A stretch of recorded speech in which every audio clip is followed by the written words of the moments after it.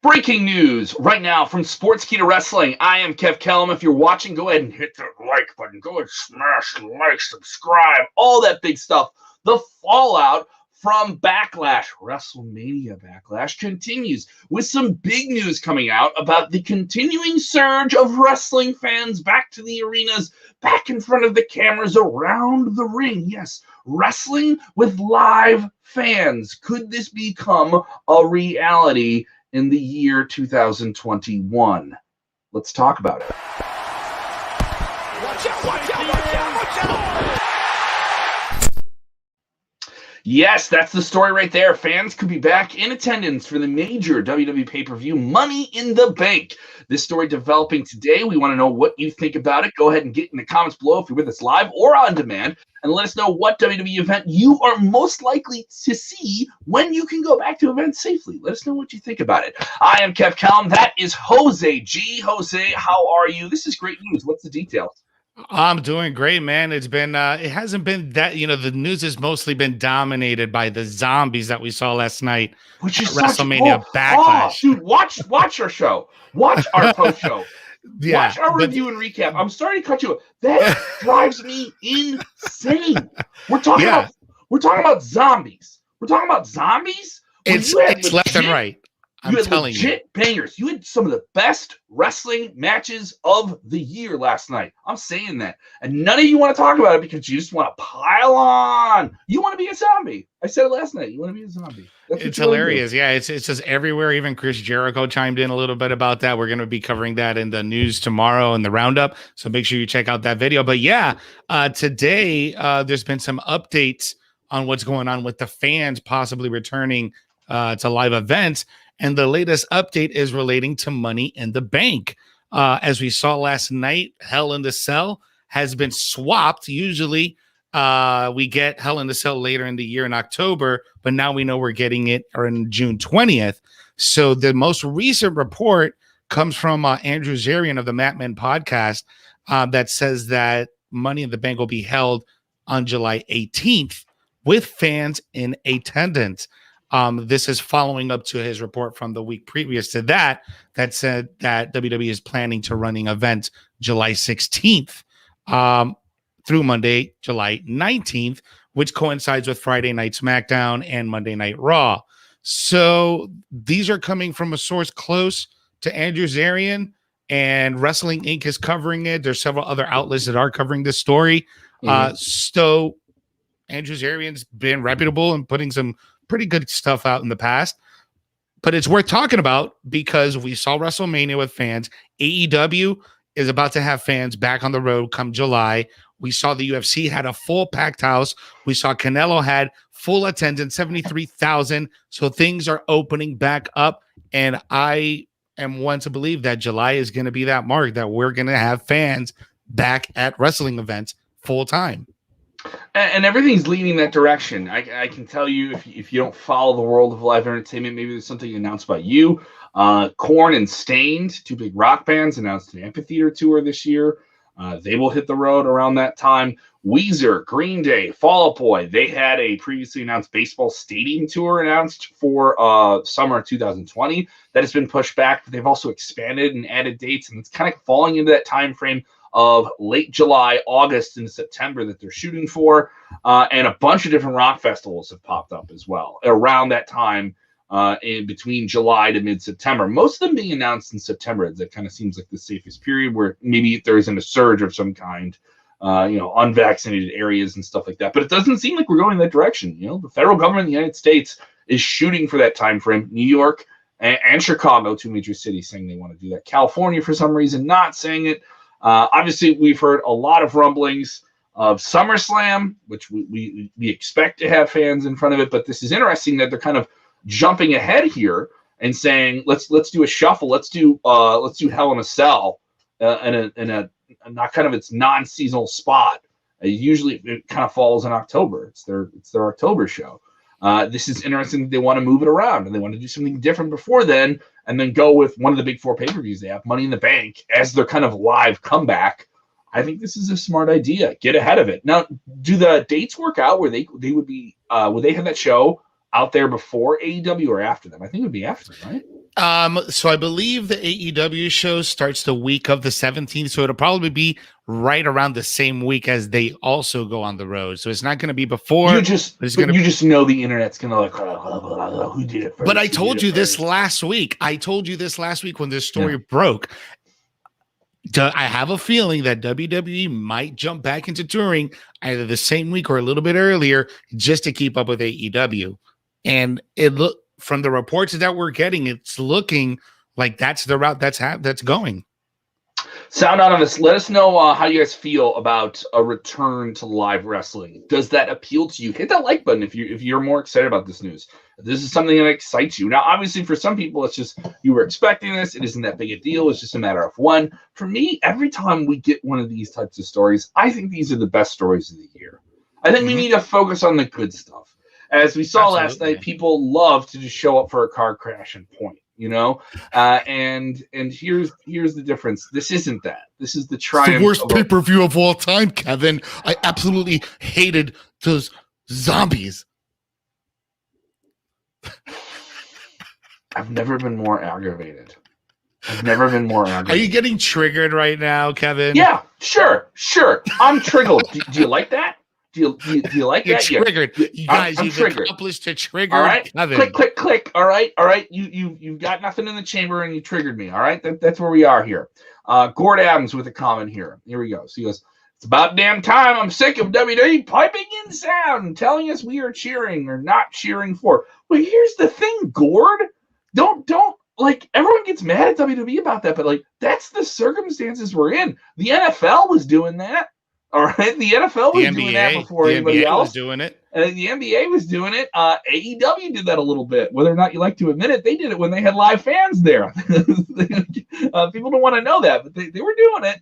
As far as I know, they were doing it on those tape dynamites. They would definitely rearrange and spice up the audio and different things like that. You got to do what you got to do in order to keep the viewer engaged. Yeah, so I get it. Like everything about the Thunderdome is not cheap either, too. That's a massive setup. That's a massive thing. And I think it's adaptation. I don't know if there'll be some form of Thunderdome. I thought there'd be some form of Thunderdome at WrestleMania when you were there. There's some form of it I think you can continue on with. I think there's a lot of fans of it. But, I mean, if it's gone, it's gone. You know what I mean? Like, I'm okay with it. This lines up with everything we've heard from WWE. Nick Khan, president of the company, the numbers two guy in the company, said this around WrestleMania time to Variety. We'll have another big story here in a moment from Variety. That's right, big media story that could affect All Elite Wrestling. A major media story that could definitely have trickle-down economics on that. But he spoke to Variety around WrestleMania time, and he said, when we're back on the road, we're back on the road. So, like, WrestleMania is an exception. This is something we felt we needed to do for the fans. And we felt this is the right way to do it and the right time to do it, the right place to do it. So he said, but if we get back out there, it's not going to be like, hey, we're only going to go out now and then we're going to come back in and we're going to go back out. I mean, we're back. So I thought that was interesting here. But as we already know, it'll be different for WWE with live events. I don't think you're going to get house shows. I've heard for quite some time since the pandemic started that house shows, they may not be a common thing anymore. Those may not be something you see a lot, and they may be something you only see sporadically. I'm talking about non-televised live wrestling events from WWE.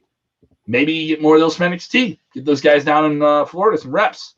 But absolutely. I don't know with this type of touring if it's something that's necessary. Maybe they just want to hit the big markets, just get it for Raw and SmackDown and the pay-per-views and just going for there. It's going to be baby steps. I don't think they're going to go. Yeah, I don't think it's going to be aggressive. No, I think this is going to be an aggressive push to get live crowds on television and create those live crowds on TV as a big thing here. Glenn texting in, thank you so much for this comment. Glenn saying totally down with pay-per-views being live, but keep the Thunderdome for TV. There's something to that, Glenn. Maybe this isn't like a full-fledged we're back on the road and they just go with pay-per-views. But as I mentioned, it doesn't seem like that's the indication. I think if they go back out on that, if it's Money in the Bank, they're back on the road right after that. And where they do it, how they do it, interesting. Do they go with a residency model where we're going to play one venue and this is where we're going to be? Do they do what Dynamite did? Do they do what AEW did? I wouldn't blame them for doing that. The AEW had a decent concept with how they do it. Do they play open air venues? Are they playing arenas? You know, are we going to do arenas again with this? It's a lot of different questions with it. What do you think? Well, the fact of the matter is that, WWE has made more money during the Thunderdome era than being on live events just because Saving of money. all the deals. They're saving all the money. Yeah, absolutely. So I don't think that's actually a bad idea at all. Having, your weekly Thunderdomes and then pay-per-views at live events, that might be the route that they go at the beginning. Who knows? I'm more inclined to think more along the lines of yourself, Kevin, just because if they're going to do it, they're going to go full steam ahead. I think so as well. I mean, Money in the Bank is a big show to do it with too. As I said, I think that's the new, maybe superseded Survivor Series is that show that I think a lot of people care about. It really sets up a lot of things for SummerSlam, even though maybe the people win the briefcases, the Money in the Bank briefcases, are not exactly the people that get the title shots at SummerSlam. But it does amp things up, and it kind of it's a complete shuffling of the deck is completed after WrestleMania around that time. You kind of know who the top players are going in the next few months, at least into that time frame of the year. I think it's a big deal. I'm looking forward to it. Let's get into this story here with Warner Media. Warner Media is the major media partner of All Elite Wrestling. It may not directly affect the names like Cody and the Young Bucks and Kenny Omega, but think about this. All Elite Wrestling's biggest source of revenue comes from Warner Media on TNT. That is their biggest source of revenue. We do know that they signed an extension at the beginning of 2020. That keeps them on air for well over the next 2 years on Wednesday nights. They will get jumped around here in the next few weeks with some playoff stuff coming up with basketball. But it's a really great partnership for them. AEW reportedly owes them another show. That show has obviously been delayed. Like another weekly show has been delayed. They do put their pay-per-views out on Bleacher Report Live, which is owned by Warner Media. But more shakeups are shaking around. More shakeups are shaking around. I'm trying to say words I can't say anymore. Jose, what's the deal? So right now there's been a report coming out of not only US Variety, just multiple different platforms that AT&T Warner Media sent out the following press release announcing a merger with Discovery Inc. AT&T will receive $43 billion in cash, debt securities, and Warner Media's retention of debt. But just as a reminder, AEW is the official home of TNT, which is owned by Warner Media. And according to this, man, it looks like they're taking some of the money off. AT&T will receive $43 billion off of this. It's a lot. It's a lot of money. And even though, like you said, it's not directly affecting AEW, it can in some way, shape, or form. Maybe, I don't know, maybe will we see AEW stars on HGTV or on Discovery Plus, collaborating on a home renovation? We've already seen some benefit from it. You had Cody on TBS with Snoop Dogg and the Go Big Show. That was a big deal. They do get their pay-per-views through Bleacher Report Live. It's a big part of the deal as well. My thing is, and I've been saying this for a long time, I know people will pay $50 for a big UFC fight. All right. And combat sports in that regard has conditioned fans for boxing, these trailer fights, these spectacles and stuff like that. You put your $50 down for the one event, right? It's a party, whatever. Wrestling went another way. WWE shifted that audience almost like the Marvel audience, the Disney fans, sci-fi fans, like they have over Netflix and Disney Plus and all those different things, to say, no, we're going to get your money for once a month. And if you want to drop it, come on back. We'll keep the price point low, but it'll be easier as an entry point for you to hop back in. They were doing that free month for free and stuff like that. Peacock is $5 now. If you want to get it with ads, you want to get it free, it's $10, the same price, right? So the point is, I think, is that Warner Media isn't as stressed out. The debt is kind of unloaded with them to some degree. With the AT&T, Warner Media, one company, Discovery coming in here kind of alleviates some of that. And it frees up your partnerships to do some different things, maybe take some more risks. So I think that the trickle-down economics of this deal could be that we could see them moving ahead with that TV show because Warner and TNT will put up some money to make that TV show, whatever that TV show is going to be. And we've heard it could be a version of Dark with a little bit more documentary style. That was the last thing I heard about what exactly the show could be. But that involves another sector of production. That's maybe a longer turnover or something like that. Do you think it'll stay on TNT, or would they venture out into TBS, or maybe put it on like Discovery Plus or something like that? You know, they have a bunch of different cable channels they could work with. I mean, another thing with Discovery is they have several different cable channels. They have Discovery Investigation. They have Discovery. You mentioned Discovery Plus. That's another streaming service that they have. That's just like a subscription fee.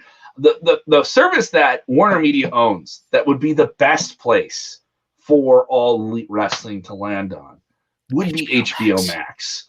I've been saying this for a long, long time. I mean, you're doing the Bleacher Report thing every 4 or 5 months. We'll have it here Do your pay-per-views on HBO Max? Yeah, we'll have in a week. We'll be paying $50 to watch Bleacher Report live, and maybe you'll connect with somebody. Yeah, you split the cost the old way, right?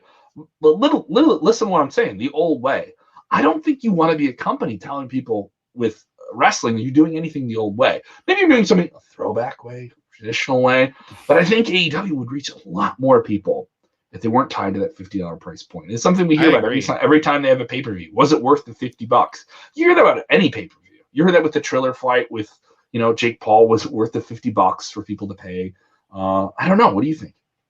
I think it's great because when was the last time HBO had live sports? Remember, HBO used to be known for live sports. Boxing. They used to be known for boxing. They used to have Wimbledon. They used to have Inside of the NFL back in the day. So HBO was known for being a solid player in the sports world. And I think bringing AEW for pay-per-view purposes on to HBO Max, it's there for the value for the customer. And I think, I don't know exactly what the number of subscribers right now is, but you can definitely know that it's in the tens of millions of subscribers. I know it's the last time I checked, it was over like 12 or 13. So it's up there, I mean, it's not like a Netflix or a Disney Plus or anything like that. But it's up there. And I don't know the exact number, but the thing is, it doesn't have a live component. It doesn't have a live linear channel like you see on Peacock and other services. Whoa. So there's that issue. Bro, we were way off. As of a lot more. April What, it was like 30? 44.2 million subscribers. Oh, yeah. They've done a lot since they did that movie deal where they had all their first-run movies kind of hop in there. So people feel like, I know I'm getting Mortal Kombat. I know I'm getting that in a couple weeks. Exactly. That's the only reason, because you get all the new releases. Mm-hmm. But, dude, imagine AEW having 44 million eyes to potentially watch that. Even if you weren't doing a pay-per-view, but if you got episodes of Dynamite on there, or if you got like the best of, or like, here's the best of AEW, here's a compilation. For a while, WWE had their shows before they launched the network about 6-7 years ago now. They were on Netflix. You can get like the best of WrestleMania on Netflix or something. Select titles, not everything, and WWE's doing some stuff with Netflix now on the side, making some movies and TV shows and stuff like that. I would do this. I would absolutely do this. Discovery Plus is fine. More people know where HBO Max is. You also get the rub of like your brand right next to like all the DC superheroes, Game of Thrones, major movies. You get the rub of your name next to all those other major films. And that's a huge deal. Like that. I think that would be a next. But I don't know. I don't know if Warner Media looks at AEW in that way, or if they see them like an asset in that regard. That's true. That's true. That isn't a shot at AEW. No, you're not. It's not a shot. But it's true. It's the way it is. I wish they did. Absolutely. Yeah. I wish they did. Because they're gonna look at this. It was like, is this particular product making me money? I don't know yet. I don't think so. Oh no. It was supposed to go kaboom. So if you guys have comments about what happened at Backlash and the zombies, I'll deal with them. Oh God. I'll deal with them. Try not to trigger Kevin, people. Look, he's already just thinking about it is getting him triggered. Get it. They don't respect the wrestling. I'm going iron cheek on them now. They don't respect it. God, I don't get it. I don't get it. They want to eat the brains. I put the zombies down. I break their neck. I make them humble. Yeah, that's how I feel about things. If you haven't checked it out, check out our Backlash review and recap. and it is up now. Also, it is available as a podcast. All right. If you have not subscribed, we are available now on Spotify as well. Go ahead and subscribe there. We have a 38-minute interview with Jim Ross up there as well. No video version. You can only get it on our podcast feed right now. And as always, subscribe right there. We are marching towards 17,000 subscribers. So get us there. If you know some wrestling fans, let's get us to 17,000, 17K. That's what we're searching for right now. Fan Sports 5 saying, zombie, yikes. I'm not scared of zombies. I'm scared of bullshit entitled wrestling fans. That's what I'm scared of. We got wrestling coming back to live arenas. People want to bitch about zombies. Zombies? What was that one clip, the football coach from the Indianapolis Colts back in the 90s? Playoffs. You're talking to me about playoffs? Zombies? You want to talk to me about zombies? You're talking to me about zombies? We got Bianca Belair out there whipping people with hair. You know, all that.